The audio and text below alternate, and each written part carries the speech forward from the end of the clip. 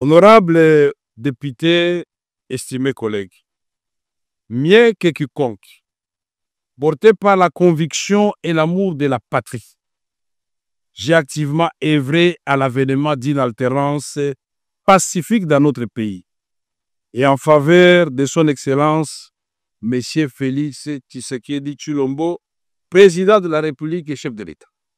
Aujourd'hui, je me réjouis de constater que nombreux de ceux qui nous ont rejoints et ont épousé cette conviction que nous étions si prêts à partager à son temps, celle d'une refondation de notre État autour du président Félix Antoine Tshisekedi Tshilombo.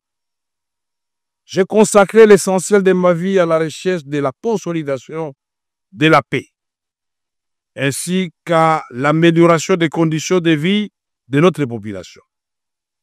Je voudrais vous rassurer, je ne suis animé ni de colère, ni de ressentiment envers qui que ce soit. Mon cœur est trop étroit pour s'encombrer avec de tels fardeaux. Il s'emploie à entretenir l'amour fraternel et à cultiver les vertus du pardon. Honorables députés, estimés collègues, le vote attendu ici, quels qu'en soient les résultats, porterait immanquablement un coup dur aux acquis auxquels j'ai contribué moi-même et que nous sommes tous appelés à préserver. Je prends donc la mesure du spectre de la division et des clivages qui menacent de fragiliser la cohésion nationale et l'harmonie institutionnelle, pourtant indispensable à la réussite de notre projet collectif, restaurer la paix, impulser le développement, renforcer et le développement de notre pays. C'est ici le moment de vous annoncer ou de confirmer effectivement ce que le président de la commission, Peter Kazadi, a dit tout à l'heure. J'ai donc, en âme et conscience, décidé devant 110 millions de Congolais de considérer que ma petite personne ne doit pas bloquer une grande institution comme l'Assemblée nationale. J'ai donc décidé de déposer ma démission. Que l'Éternel Dieu des armées, miséricordieux, accorde la sagesse, la force nécessaire à celui qui va me succéder. Pour relever ces grands défis, je vous invite, vous tous, à lui apporter tout votre soutien. Un mot pour notre jeunesse parlementaire, pour lequel nous avions institué désormais un réseau de jeunes. Chers jeunes députés, vous êtes à la fois le présent et l'avenir de notre nation. Soyez toujours conscients de cette responsabilité. Ne commettez pas nos erreurs. Travaillez avec acharnement et discipline. Vivez pour l'histoire, chers jeunes. Que Dieu bénisse la République démocratique du Congo et son peuple et ses institutions. Honorables députés, estimés collègues, je ne vais pas vous promener dans les Saintes Écritures pour vous parler du roi Salomon avec les deux femmes qui se disputaient l'enfant. Je respecte la ligne tracée par le président. Honorables députés, estimés collègues, à vous, j'estime mon amour fraternel et ma gratitude sincère pour le moment au service de notre beau pays. À toutes celles et ceux qui m'ont apporté un soutien spontané dans cette épreuve, je dis merci. Aucun mot n'est assez fort pour exprimer ma reconnaissance. Sachez que vous pouvez toujours compter sur moi. Je vais également m'adresser à nos collègues pétitionnaires. Merci à vous. Merci car au-delà de l'épreuve, il y a l'apprentissage. Chers frères et sœurs, ce qui nous unit est infiniment plus fort que ce qui nous divise. À votre démarche démocratique, j'ai apporté des réponses précises devant la commission spéciale et temporaire. Je n'ai aucun doute que notre lanterne à nous tous a été éclairée.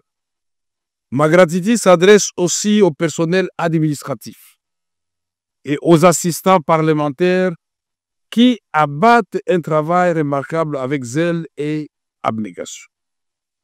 À celui qui me succédera, je souhaite plein succès dans la conduite de notre Chambre.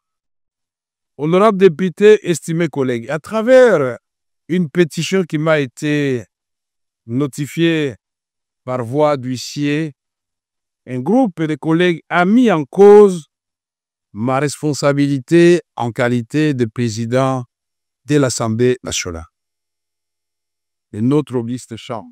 Une lecture minutieuse de cette initiative montre que l'essentiel des préoccupations soulevées par mes collègues pétitionnaires porte sur le traitement réservé aux honorables députés et la gouvernance de l'Assemblée nationale. Au nom du principe de redevabilité, auquel je suis profondément attaché, et qui constitue un fondement de toute société démocratique, je me suis soumis à cette procédure mise en place, et comme l'a si bien dit mon petit frère et ami Peter Kazadi, président de la commission, je me suis donc soumis à cet exercice et j'ai répondu à chacune des préoccupations des pétitionnaires. 19 septembre 2025, devant la commission spéciale et temporaire instituée à cet effet. Pièce contre pièce, j'avais promis au président de la commission et aux membres de la commission que le lendemain, j'amènerai 3 documents qu'ils avaient demandé. Le premier document pour justifier tous les fonds d'avril 2024 jusqu'au mois d'août de cette année. Deuxième document, les règles générales pour la sortie de fonds. Et troisième document, c'était de preuve que cela a été fait comme cela. Ces documents ont été remis au président séance tenante devant les membres de la commission. Au terme de l'article 31 du règlement intérieur de l'autre chambre, la responsabilité d'un membre du bureau, y compris celle du président, ne peut être mise en cause que par l'initiative exclusive des députés nationaux. C'est-à-dire que le quorum de recevabilité lié au nombre de signatures ne peut être apprécié qu'à condition que la qualité de chaque signataire soit indiscutablement établie. Dans les cas contraires, par bon sens et par droit, l'initiative est frappée d'irrégularité et ne saurait produire aucun effet. Or, dans le cas présent, comme je l'ai relevé devant la commission, la pétition sous examen est entachée d'irrégularité. Le cas le plus flagrant réside dans le fait qu'elle n'est pas l'œuvre exclusive des députés nationaux. Cela fait maintenant quelques semaines que notre auguste chambre est propulsée au cœur de l'actualité politique de notre pays. Contre ma volonté, l'attention s'est focalisée sur ma modeste personne. Dans l'exercice de leur liberté, certains, ici ou à l'extérieur, ont multiplié à mon endroit critiques acerbes et attaques violentes, largement médiatisées. Mais d'autres, nombreux, m'ont témoigné leur amour et leur soutien. Aux uns et aux autres, je tiens à dire merci infiniment. Fort malheureusement, ce débat sur la déchéance éventuelle de quelques membres du bureau de l'Assemblée nationale a fini par occulter les véritables défis prioritaires auxquels notre pays est confronté à ce moment. Ce sont pourtant ces défis qui cristallisent les attentes du peuple que nous représentons et qui donnent à notre action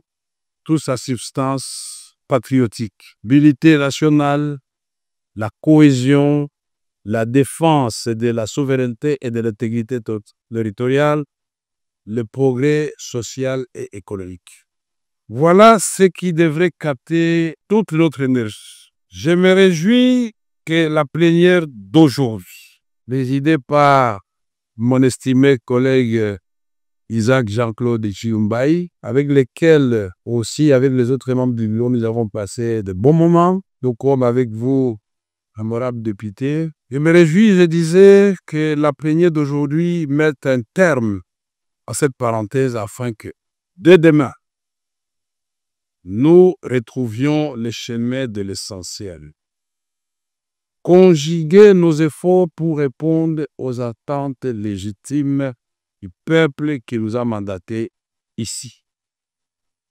L'essentiel, c'est aussi de se rappeler, au moment où nous discutons ici, il y a des populations de l'Ituri, du Nord Kivu, du Sud Kivu, en communion avec le reste des populations congolaises, qui payent le plus lourd tribut d'une guerre injuste qui nous est imposée. L'essentiel, c'est encore de garder à l'esprit qu'il nous reste de nombreuses batailles à mener et de nombreux défis à relever, au premier rang desquels le chômage et la pauvreté. L'essentiel, enfin, c'est d'être capable de sacrifier une part de nos intérêts présents au nom de la construction ralieuse d'un avenir collectif.